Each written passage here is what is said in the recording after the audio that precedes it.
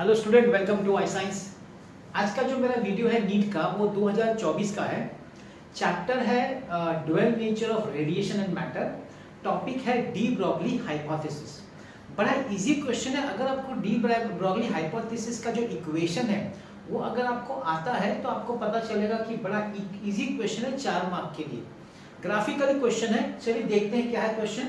और ध्यान रखिए, क्वेश्चन सॉल्व करने के बाद मैं कुछ टिप्स देता हूं आपको, जिससे कि कैसे आप अपना कैसे स्कोर बढ़ा सकते हैं एंट्रेंस एग्जाम में। तो उसको भी ध्यान से सुनिएगा बात, ठीक है। तो इधर ऐसा है कि द ग्राफ भी shows the variation of 1/λ² and its kinetic energy E, where λ is d Broglie wavelength.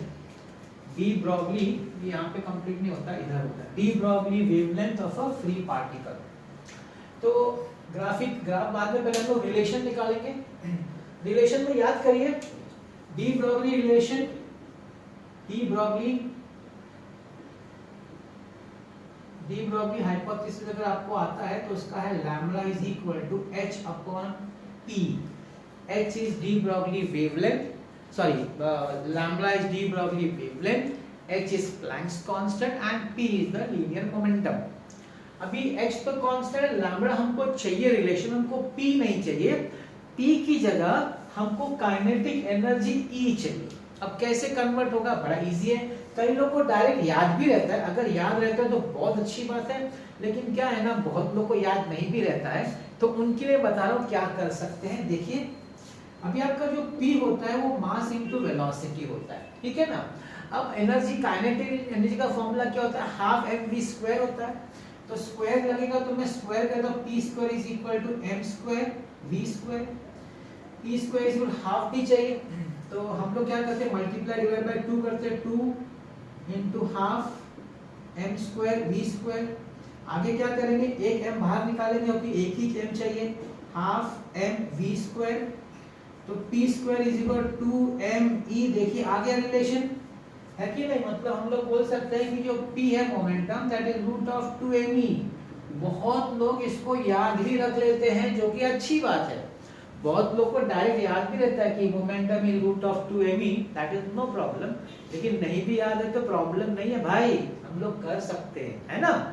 अब इसको हम लोग यहाँ पे सब्स्टिट्यूट करेंगे, तो lambda is equal to h upon root 2me, ठीक है। अब इसको पहले स्क्वायर चाहिए, तो चलो स्क्वायर कर देते हैं। Lambda square is equal to h² upon 2me। आगे यहाँ पे 1/λ² है। 1/λ² मतलब उल्टा इन्वर्ट एंड ऑफ पलटी मार लो, है ना। तो चलो 1/λ², तो ये भी उल्टा हो जाएगा 2me अपॉन h²। अब आप बताइए मुझे, 2 तो कांस्टेंट है, नंबर है, मास ऑफ जो भी मैटर वेव जो भी होगा, इलेक्ट्रॉन जो भी होगा वो कांस्टेंट होगा, h is Planck's constant. So can I say 1/λ² is directly proportional to E? Directly proportional to E. ये जो E है उसका डिग्री 1 है, तो डिग्री 1 अगर डायरेक्टली प्रोपोर्शनल होता है, सपोज हम लोग बोलते हैं कि x is directly proportional to y, इसका मतलब ये है कि उसका जो ग्राफ होगा वो स्ट्रेट लाइन होगा, स्ट्रेट लाइन ग्राफ। अब स्ट्रेट लाइन ग्राफ तो भाई एक ही जगह है, and that is option B. ये सब कर्व्स का बात करते हैं, कर्व्स जब सपोज प्रोपोर्शनलिटी स्क्वायर हो जाए, कुछ फ्रैक्शनल पावर्स हो जाए, या 1 अपॉन हो जाए इनवर्स, तो उस समय ना कर्व्स बनते हैं।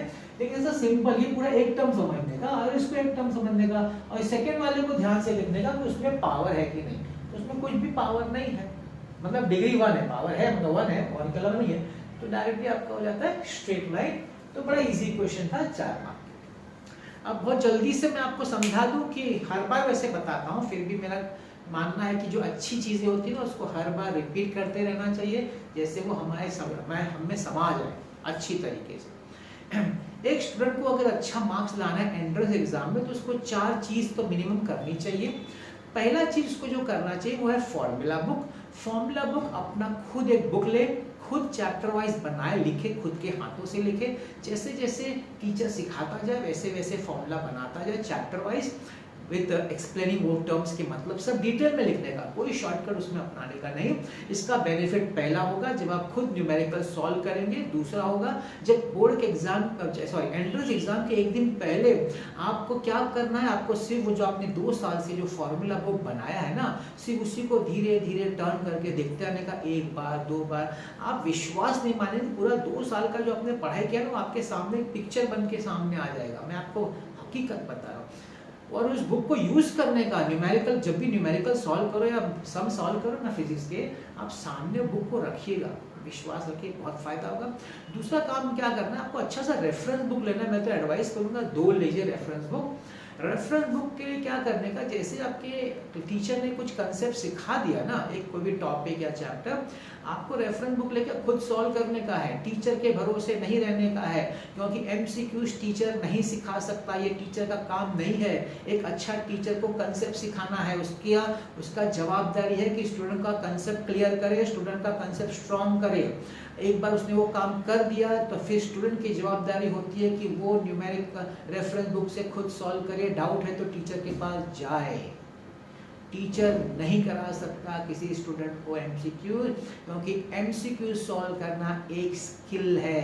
स्किल खुद डेवलप होता है, 1 दिन 2 दिन 1 महीना 2 महीने में नहीं होता है, महीनों लगते हैं। तो ये आपको करना है, ठीक है। क्यों स्किल मैं बोलता हूँ, क्योंकि एग्जाम में आपको 1 मिनट में जो भी टाइम लिमिट हो उसके अंदर आपको न्यूमेरिकल समझना है, कौन से चैप्टर में से इतने 2 साल के 2 साल के जो आपने चैप्टर्स पढ़े, कौन सा फॉर्मूला, अगर 1-2 चैप्टर मिक्स है तो कौन सा, मतलब इसे इतना सारा रहता है ना, वो आपके दिमाग को वो आदत होनी चाहिए ना, वो स्किल है जो आपको डेवलप करना है, ठीक है। तीसरा क्या करने का, तीसरा PYQs देखने का। देखिए मैं इसलिए PYQs लाता हूँ, आप अगर कोई टॉपिक कर दिए है ना तो उसका PYQs जरूर करिए, मतलब देखिए, मैं तो बोलता हूँ एडवाइस में देखिए, अगर देखने को मिलता है कोई बुक से, मैं वीडियो ला रहा हूँ तो आप वीडियो भी देख सकते हैं, है कि नहीं। तो वीडियो देखा मतलब आप पॉज भी कर सकते हो, खुद भी सोच सकते हैं क्या होगा, आंसर राइट हो गया तो बहुत अच्छी बात है। तो PYQs का फायदा, आपको ट्रेंड पता चलता है, आपको पता चलता है आपने जो पढ़ाई किया वो आपको आ रहा है कि नहीं। और जब आप प्रैक्टिस करें तो इसी तरह के न्यूमेरिकल्स को प्रैक्टिस किया करिए, है कि नहीं। और चौथा सबसे इम्पॉर्टेंट है रेगुलर टेस्ट खुद का लेना। अब क्लासेस, बड़े बड़े क्लास में ऐप होता है कस्टमाइज, यहाँ पे वो आपको करवा सकते हैं, आपको जैसा टेस्ट, मतलब आपने पूरा सपोज 1 वीक में टॉपिक पढ़ा है, फिर PCM आपको PCB तीनों पढ़ना, याद रखिएगा PCB तीनों, तो तीनों का कंबाइन आपको वो हफ्ते में जो आपने पढ़ा है उसका आपको एक अपने लिए कस्टमाइज टेस्ट रखने का और टेस्ट ले लेने का। ये एक टेस्ट मैं बोलता हूँ, एडवाइस करता हूँ हफ्ते में 2 टेस्ट। दूसरा टेस्ट क्या होगा सर, दूसरा टेस्ट ये होगा कि स्टार्टिंग से जितने भी चैप्टर्स आपने कर लिए हैं PCB में, सबका एक कंबाइंड टेस्ट उसका भी होना चाहिए ना, पुराना आपको भूलना नहीं है, तो वो भी टेस्ट होना चाहिए। ये 4 चीज करिए, आपको किसी की जरूरत नहीं पड़ेगी, आपको सिर्फ अच्छा टीचर चाहिए जो आपका बेस फाउंडेशन स्ट्रॉन्ग कर दे, बाकी सब आप ही को करना है। I hope I am clear, है ना। बस ये करिए और फिर देखिए आपका क्या रैंक, आपका क्या मार्क्स आता है, आप खुश हो जाए, ठीक। तो मैं भी अपनी तरफ से यही कर रहा हूँ कि आपके लिए PYQ लाऊंगा, लाता रहूँगा। मेरे और भी प्लेलिस्ट में चैनल में प्लेलिस्ट है, CT का है, मेंस का, वो भी आप देख सकते हैं। मैं नहीं बोलता उस लेवल का आएगा, लेकिन ठीक है, देखने से क्या होता है, अपने को पता चलता है मेरे को कंसेप्ट आता है कि नहीं, तो आपको बेनिफिट होगा अगर आप देखेंगे तो, है ना। तो मिलते हैं अगले वीडियो में। आज का वीडियो देखने के लिए बहुत बहुत धन्यवाद।